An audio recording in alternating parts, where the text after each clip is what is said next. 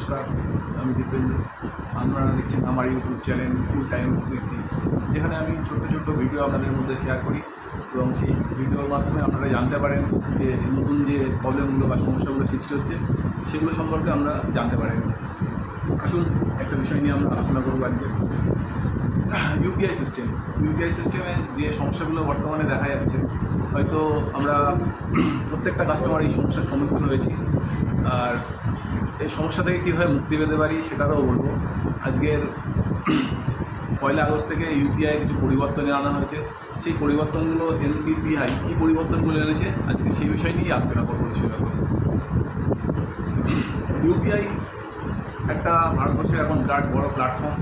এই প্ল্যাটফর্মে কীভাবে মানুষ ব্যবহার করছে, কীভাবে মানুষের সহযোগিতা করছে, সেটা আমরা আজকের নিত্য লাইফে সেটা আমরা ফেস করতে পারছি এবং বুঝতেও পারছি যে আমাদের ইউপিআই এখন বর্তমানে কতটা প্রয়োজন, কতটা দরকার।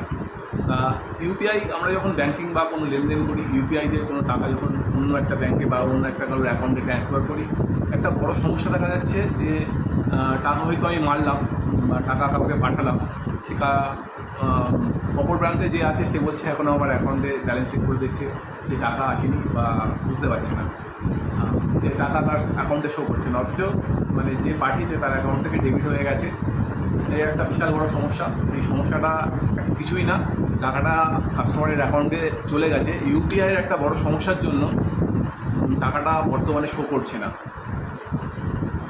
এই একটা বিশাল বড় সমস্যা।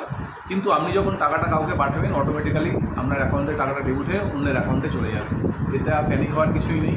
এটা একটা মানে ইউপিআইয়ের একটা সিস্টেমের প্রবলেম, যার জন্য এটা হচ্ছে।